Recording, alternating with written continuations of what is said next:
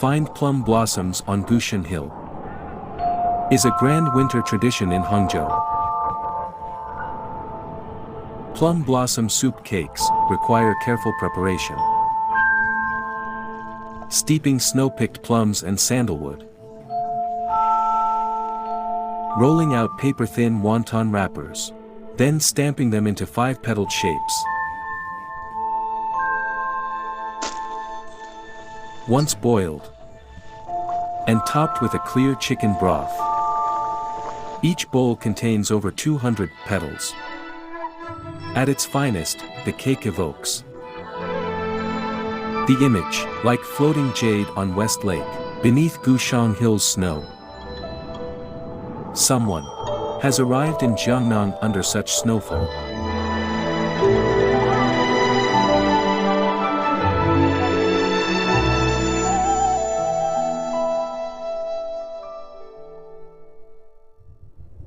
In 1071, the fourth year of Xining, Wang Angshi's reforms were in their third year, dividing the court into two camps.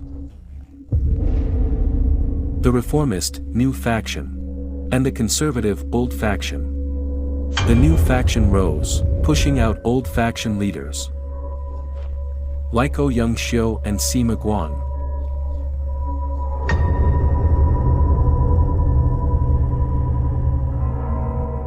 Earlier, Su Shi submitted a 7,000-character memorial to the emperor, criticizing flaws in the new policies. Your Majesty, lending to commoners for profit enriches the state while impoverishing the people. This inverts the natural order.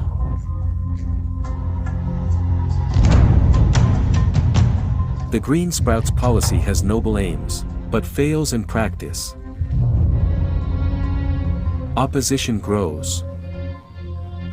Officials are silenced or driven away. Some even subjected to corporal punishment. Can we ignore such injustice?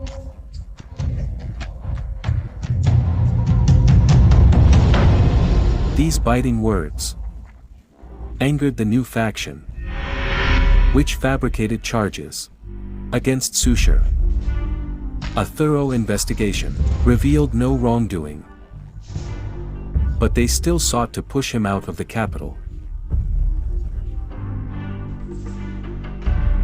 Emperor Shenzong admired Su Shi's talent and made him deputy prefect of Hangzhou.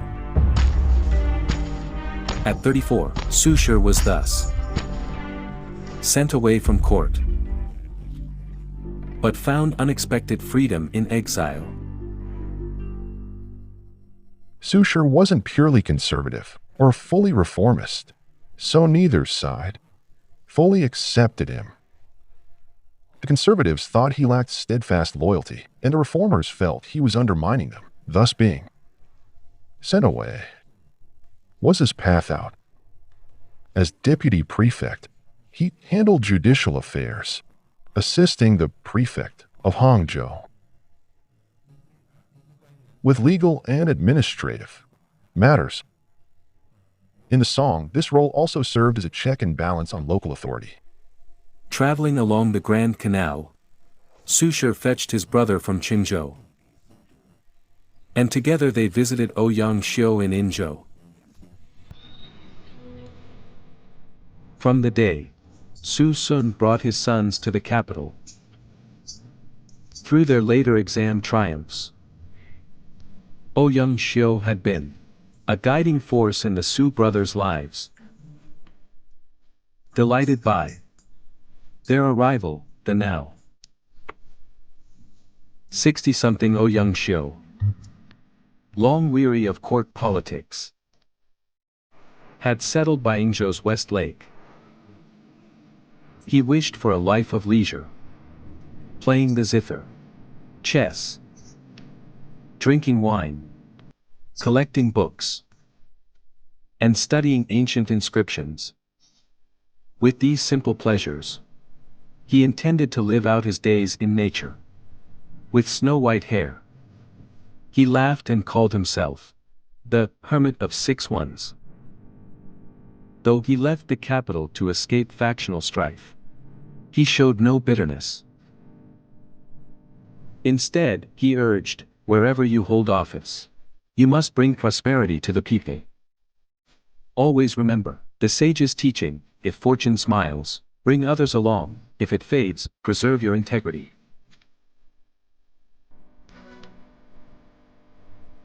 On his journey to Hangzhou, Su Shi visited his mentor one last time. This was a cultural passing of the torch, with Ouyang entrusting him with leadership of the literary world. We say, Chinese civilization is a continuum. From Ouyang to Su Shi, this was a true passing of the flame. At this point, Ouyang handed the responsibility of leading the literary world to his student, and sudongpo truly rose to the occasion. Late in the 11th lunar month of 1071, Su and his family arrived in Hangzhou.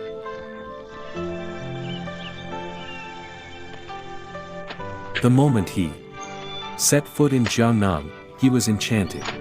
The first thing he did was visit the West Lake celebrated in by Juyi's poetry.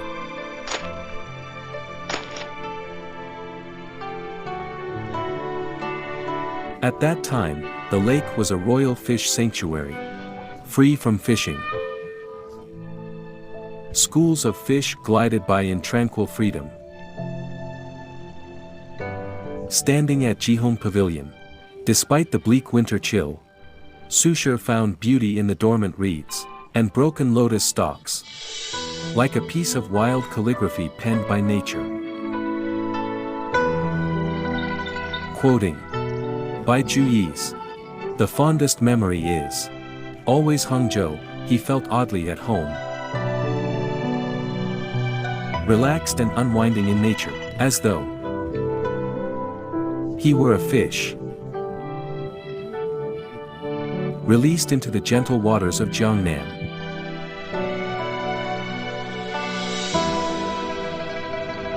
Shortly after taking office as deputy prefect, New Year's Eve arrived.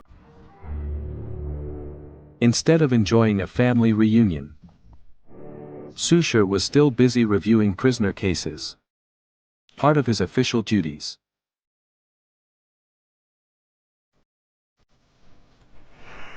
Inspecting the records, he found that, even in this wealthy region, green sprouts policy was causing serious problems.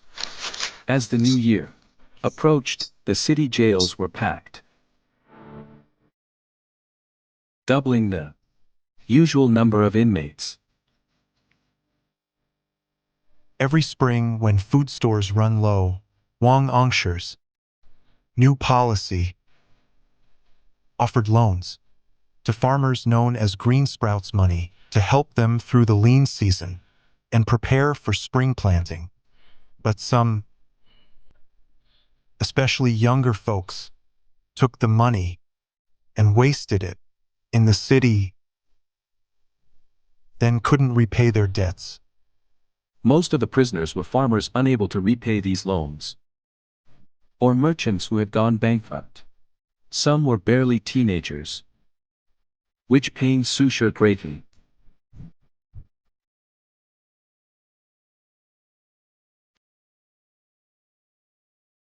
Even the elderly seller of plum blossom soup cakes on Gushan Hill had been forced to take a loan, unable to pay back the doubled interest. He was arrested, now deemed a criminal against the new law.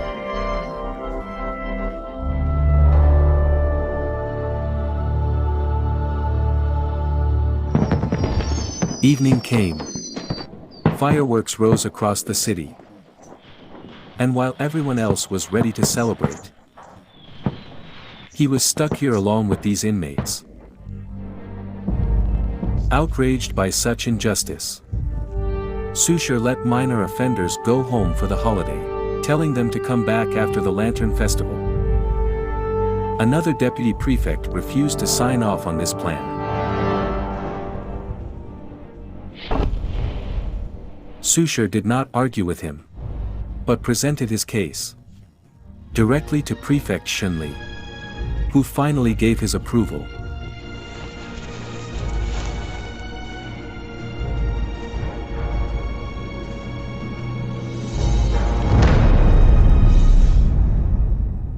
Su Shi exemplified the Confucian ideal of caring for the people. His approach to governance was deeply rooted in a key philosophy. It was grounded in the Confucian principle of people first. He stayed close to real life, close to the common folk. In all his years of service, he always looked downward. On New Year's Eve, Su Shi worked well past midnight, personally visiting every jail. He released more than 370 minor offenders, having them sign pledges to return after the holiday. For serious offenders, he provided wine and meat through the 5th day of the new year,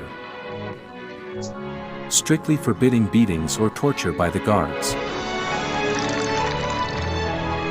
For Su Shi, preventing the suffering of ordinary people was always paramount.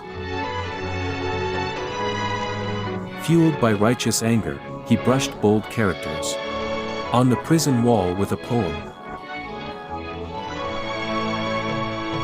On New Year's Eve, I should have gone home early, but official duties kept me here. Pen in hand, my eyes fill with tears, mournful for these souls behind bars.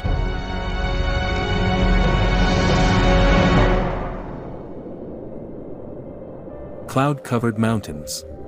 A vast river. Yan's virtue stands as tall as these mountains and flows on like the water. 37 years earlier, Fan Zhongyan, whom Su Shi deeply admired since childhood, was exiled to Mizhou for speaking out at court.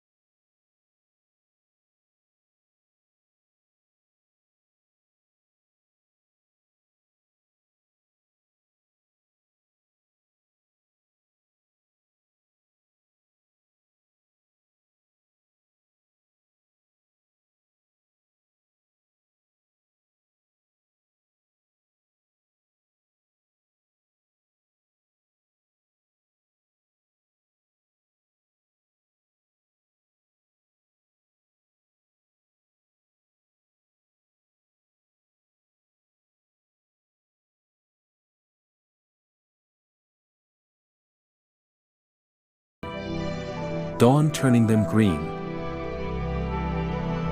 When Su Shi arrived in Hangzhou, this landscape brought him great inspiration. In nature, scholar officials often found ways to reconcile. In 1046 Qingli era, Ouyang Shou wrote an account of the old Toper's pavilion, and Fang Zhongyan wrote on Yueyang Tower. Su Shi took this concept even further, blending nature, cuisine, wine, and tea into a positive harmony that helped him overcome difficulties.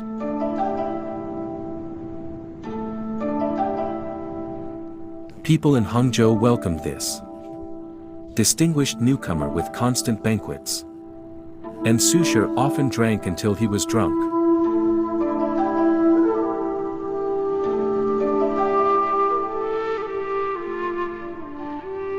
One night, tipsy from drinking, Su Shi rode home, half-dazed, swaying on horseback.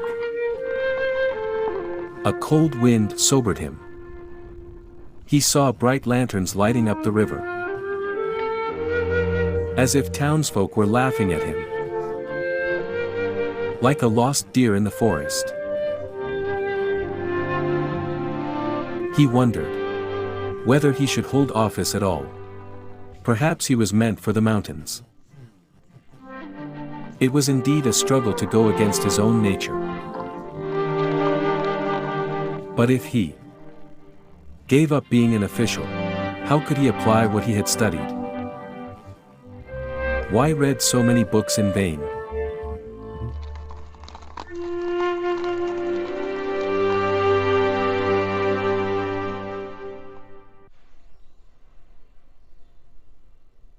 Not long after, the new prefect of Hangzhou, Chen Xiang, arrived.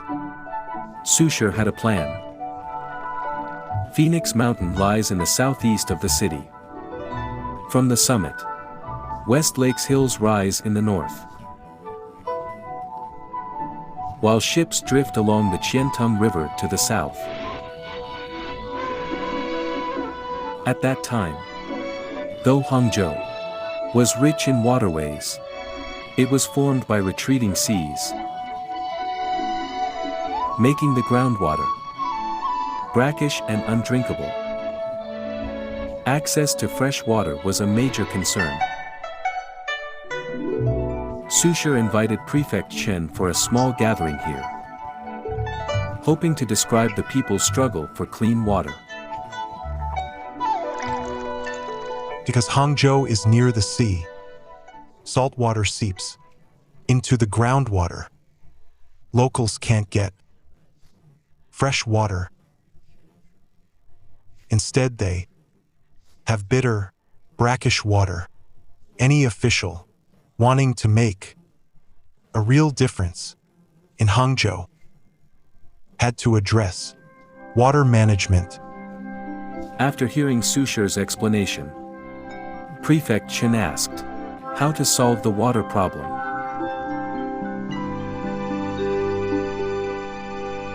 Standing tall, Su Shi replied, "Learn from Li Bi and rebuild the 6 wells, just as Bai Juyi dredged West Lake." He was posing the question and offering the answer. Knowing Chen Xiang, also exiled for opposing Wang Angshi's reforms, was keen to focus on practical measures for the common good. Before coming to Hangzhou, Chen Xiang had already heard of Su Shi. Even though he was 20 years older, Chen did not treat Su merely as a subordinate, but saw him as a like-minded colleague. Together, overlooking the lake, they vowed to restore the waterworks.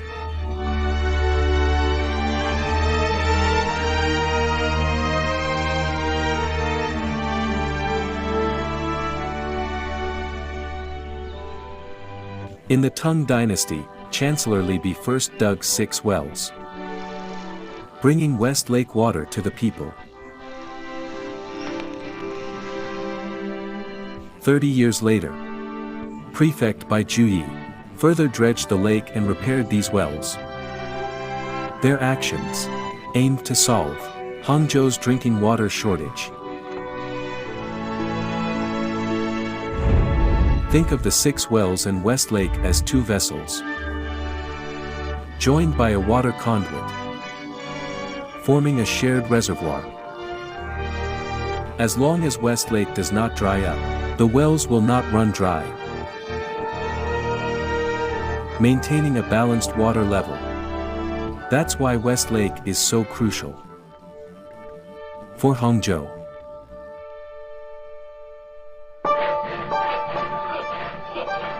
Chen Xiang entrusted the project to Su Shi, who assigned 4 monks to handle ditch excavation, well repairs, and channeling the Cao River, thereby reconnecting the 6 wells with West Lake. Once the wells were restored and water supply secured, countless grain boats crowded the waterways, bringing abundant food to the city.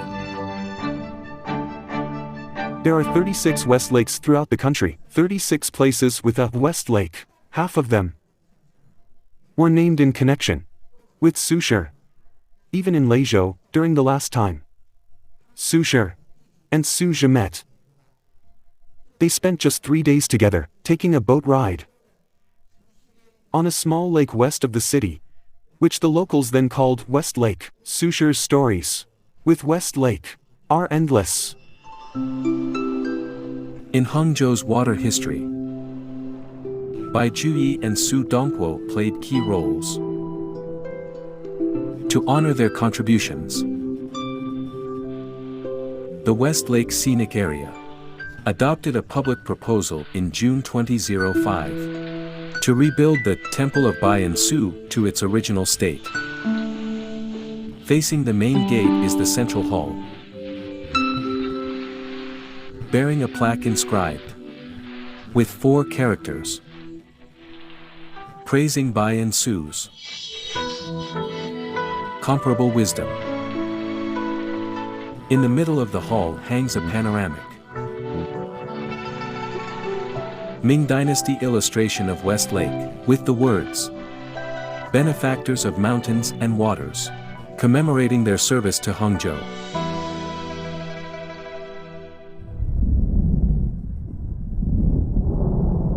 On June 27th, clouds churned and a sudden gloom fell over West Lake. By now, 6 months had passed since Su Shi arrived. The city had enough fresh water. People lived comfortably. The prisons were no longer overcrowded. Su Shi felt relieved, sensing he'd fulfilled his mentor's expectations. That afternoon, he climbed Wanghu Tower to drink wine. Across the lake, the Bai Causeway was barely visible. Then, a torrential downpour struck. Mountains and lake vanished into mist. Soon, the sky cleared again, and everything re-emerged in vivid clarity, as if revealing Su Shi's own past and future path. Excited, he wrote 5 short poems, each from a different angle. Black clouds roll like ink across the hills. White rain leaps like pearls into my boat. A sudden gust sweeps them all away. Below Wanghu Tower, water meets sky. Countless visitors have come to West Lake through the ages, wise and otherwise, each experiencing it differently. But in that moment, had West Lake dredged, Su Shi truly embraced its beauty, becoming West Lake's closest friend for the following years. I've visited West Lake at least 5 times. I really love sitting by the shore, taking in its beauty. In Su Shi's works, he treats the scenery like a friend, wandering mountains and waters like visiting companions. That's Su Shi's perspective on nature. In August, bad news arrived. Ouyang Xiu passed away.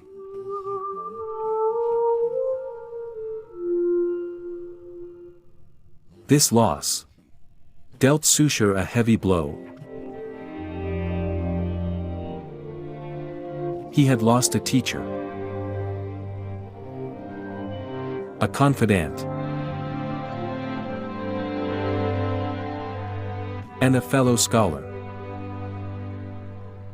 No longer would anyone like Ouyang Xiu, offering counsel and urge him to improve each day. From afar he performed rites in Ouyang's memory, recalling that drunken old man who loved not the wine but the landscapes. Tears poured at West Lake as he finally grasped the deeper meaning behind Ouyang's carefree persona.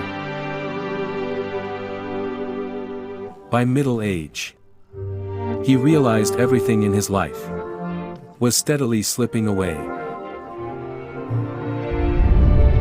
His hometown, his mother, his first wife, his father, and now his mentor. Even his brother Su Shi, who once journeyed out of Sichuan with him, was far away.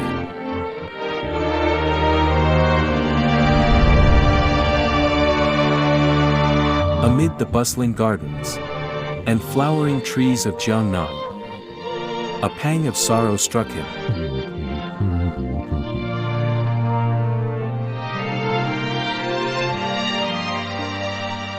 Osmanthus blooms in autumn, and lotus in summer. Now the famed imagery only magnified his melancholy.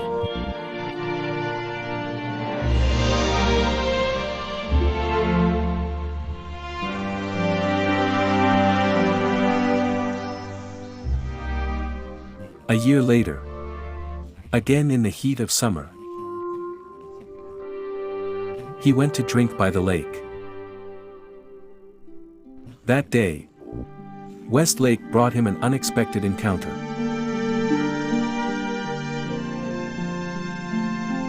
On its misty waters, he met the gifted courtesan Wang Zhaoyun, who would become his lifelong confidant.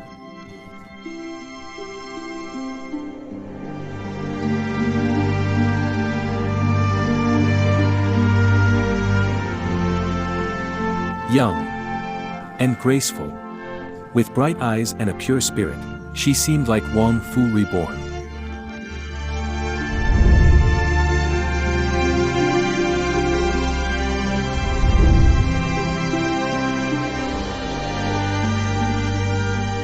At sunset, as the breeze and moonlight danced, birds sang, fish leapt, and distant bells rang, the serendipity felt fated in the end.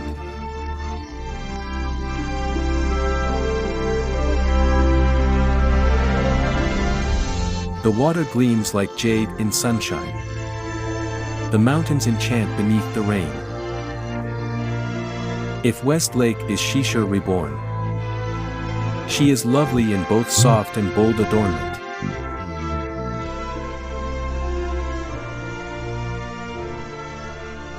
He says that, whether bathed in sunlight or veiled by rain, West Lake is always stunning. Some believe the inspiration for this poem was Wang Zhaoyun, whose beauty so captivated Sudongpo's student, Qing Guan, particularly admired, describing her as radiant as a spring garden, eyes like dawn. A woman like that truly fits the description, lovely in both soft and bold adornment. No one before Su Shi ever compared West Lake to the beauty Shi Shi. Since then, West Lake and Shi Shi have both stood immortal.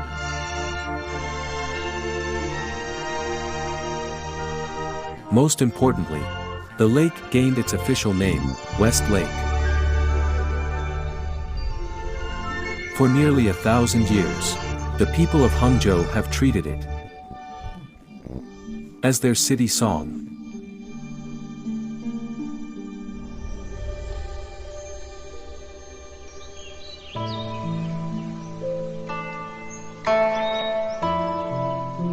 That same year, Su strolled through Manjulong village with friends.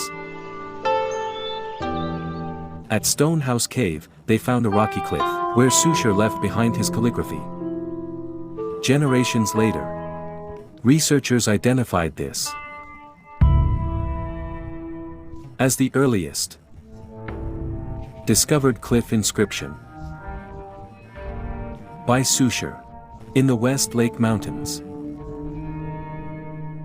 The inscription documents a 1073 survey of the lake and surrounding hills.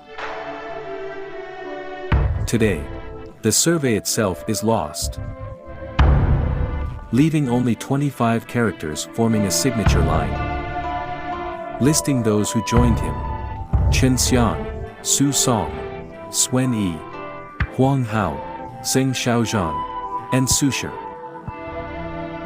Su's name appears last. At the time, he was still the youngest among them.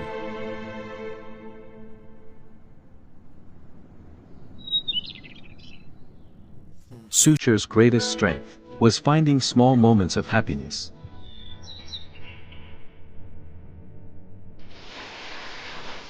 In the second lunar month, he set out from Xinchen, just after a light rain had cleared, riding into the mountains. This time, his goals were to inspect local officials' governance and learn about ordinary people's livelihoods. Chao Duanyo and Chao Buji hosted sudongpo on Tashang Mountain. Su saw the local people well-fed, evidence of Chao Duanyo's excellent administration. Su then wrote 2 poems, called On the Road to Xingchen. One begins, Timely rains bring joy to tea growers. Deep in the hills, the magistrate stays pure. Tea leaves thrived, and local officials were honest. Su Shi was very satisfied. Nearing 40, he had traversed nearly every county under Hangzhou's jurisdiction. He saw hardships behind the picturesque Jiangnan scenery, strengthening his resolve to help the people.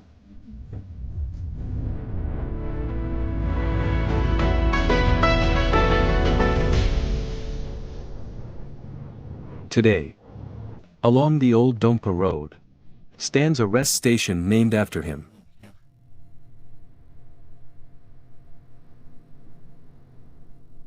Scholars copy his poems to show respect for him.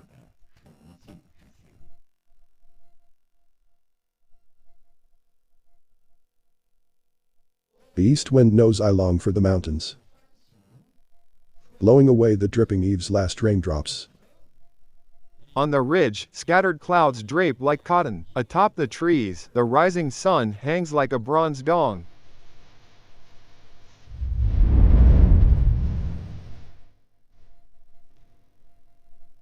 In the recitation of such verses, smoke again curls from a farmhouse's stove. Fresh bamboo shoots are washed again and again. Under the moonlight, as the fire burns bright,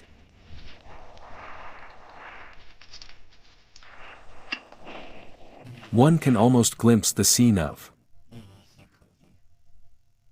cooking celery and bamboo shoots, just as in Su Shi's poetry. Wild peach smiles behind a low bamboo fence, willows sway by a crystal stream. How joyful the folks of the western slopes, cooking celery, roasting bamboo, fueling up for the spring tilling.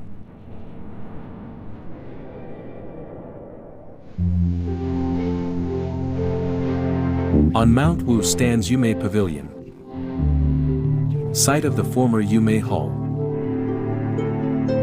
Ouyang's record of Yumei Hall made this place famous throughout the land. In the summer of 1074, the 7th year of Xining, Prefect Chen Xiang was transferred to Yingtian. Su Shi especially invited him here for a farewell gathering. In 3 years at Hangzhou, Su Shi worked alongside 3 prefects, Shenli, Chen Xiang, and Yang Hui. Together, they served the people, bringing peace to this paradise on earth. Now the city is full of lights and livelihood.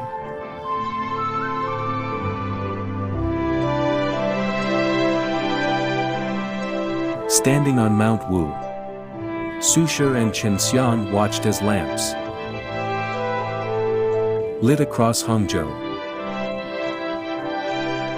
with stars reflected over West Lake.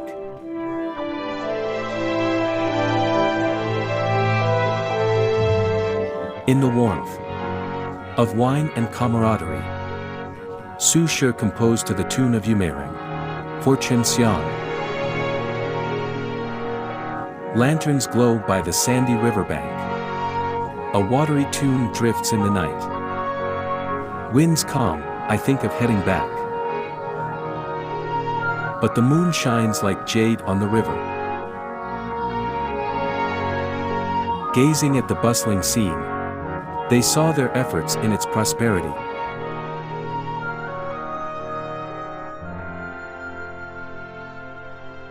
Back then in the Song Dynasty, scholar officials, especially Confucian ones, valued service to the nation and typically expressed their aspirations through poetry, not lyrics. When Su Shi left Sichuan, he had grand ambitions and cared little for writing lyrics. But in Hangzhou, he began composing tsi and proved quite talented. Of course, this followed the groundwork laid by Ouyang Xiu and Yan Shu. Among others, building on that foundation, Su Shi took tsi to new heights.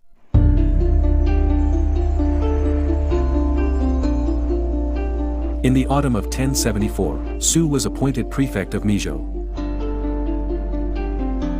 At that time, locusts plagued the region. Famine spread, and the people suffered greatly. Upon arriving, Su led the populace in a campaign to eliminate the locusts. Su Shi wrote that, when the people caught the locusts, they buried them in mounds along roadsides. These mounds to bury locusts stretched on for 200 li. By the records of that time, the total collected reached nearly 30,000 hu. At that time, a hu was a standard unit of measure, equal to 5 do or about 50 liters, so we can imagine the sheer number of locusts. Despite this, officials of Jingdong Circuit reported to the court that there was no major locust disaster. Furious, Su Shi, only 20-something days in office, wrote to Chancellor Han Qi, denouncing such flattery. He repeatedly petitioned the throne, truthfully reporting severe drought and locust damage, urging tax relief and a halt on collecting green sprouts loans to aid the people.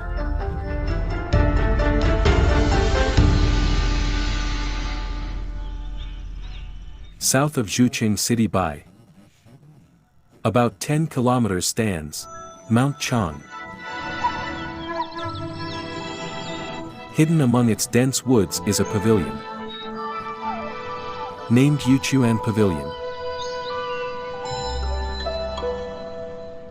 Beneath the pavilion, a spring flows all year round. Su Shi wrote Yuchuan Ji here. Legend says, Su Shi often prayed for rain on the mountain, and his prayers were answered. Praying for rain was a local tradition in Mizhou. Following custom, Su Shi led the people to Mount Chang to pray to the mountain deity. He noticed a spring near the shrine and had a well carved from stone, providing water for drinking and irrigation. This was his first water conservancy project in Mizhou against the drought. But a single spring could not solve the massive drought. South of Mizhou flowed the Fuji River. Back then, Su Shi organized the populace to reinforce an earthen dike, raising the water level to channel the river's flow into the city for drinking and irrigation. Today, one can still see traces of this project, built more than 9 centuries ago.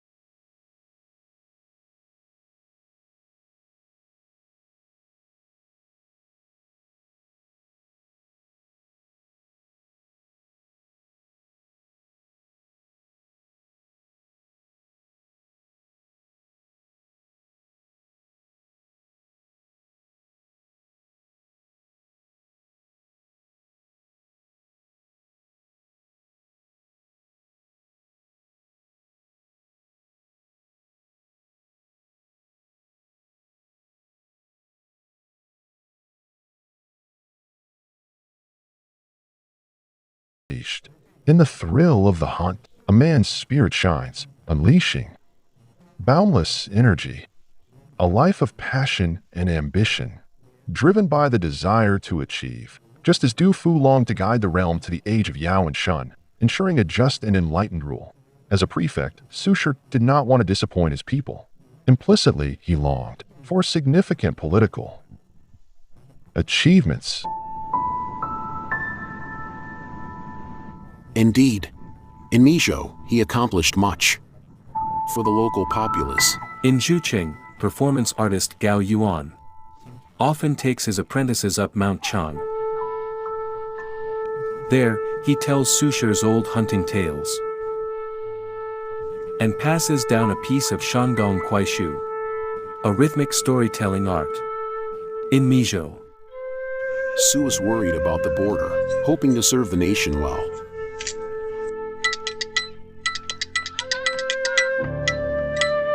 Now let's talk about Mizhou, where Sudongpo arrived as prefect.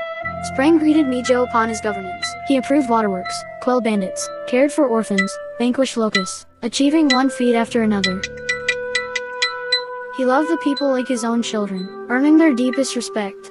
One day, Dongpo went hunting on Mount Chang. Horses galloped, his spirit soared, civilians followed, their hearts laid bare, giving rise to the tune of Jiangshengxi, Mizhou Hunt, a timeless poem that lives on.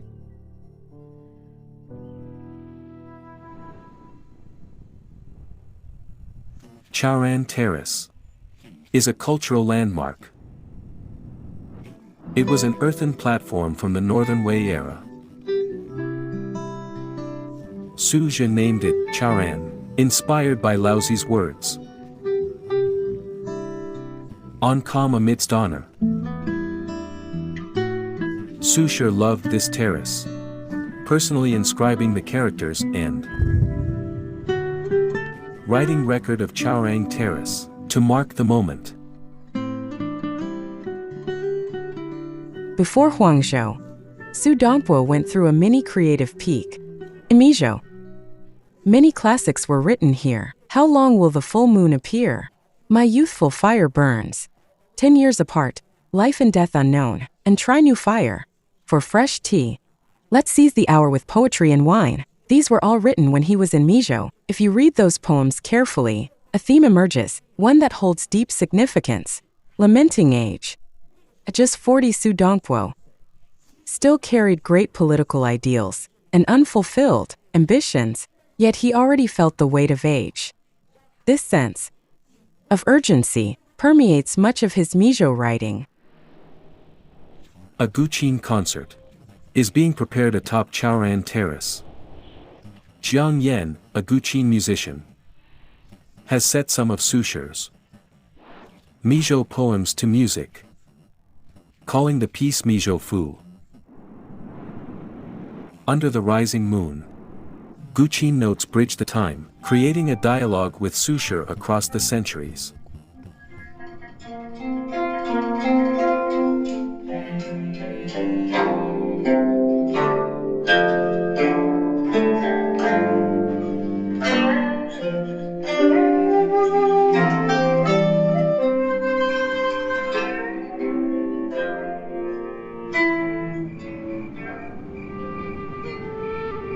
In 1076, the 9th year of Xining, the mid-autumn moon shone bright, the jade hair visible in the sky. Thinking of his younger brother, born in the year of the rabbit, whom he had not seen for 5 years, Su Shi was filled with emotion. Thus, he composed another immortal masterpiece.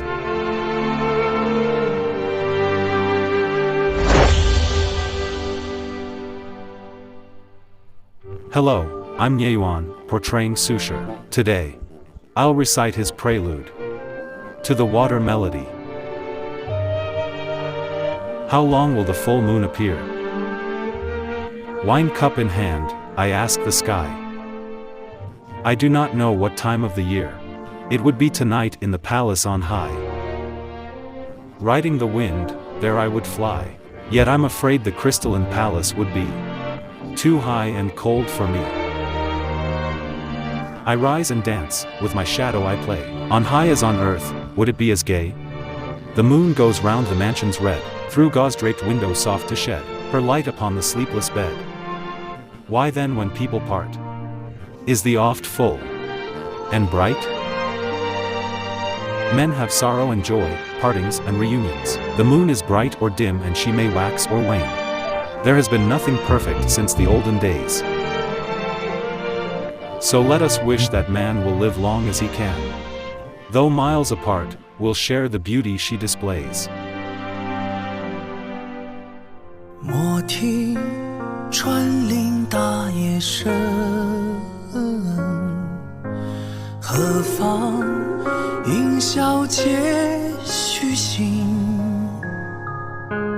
竹杖芒鞋轻声马，谁怕？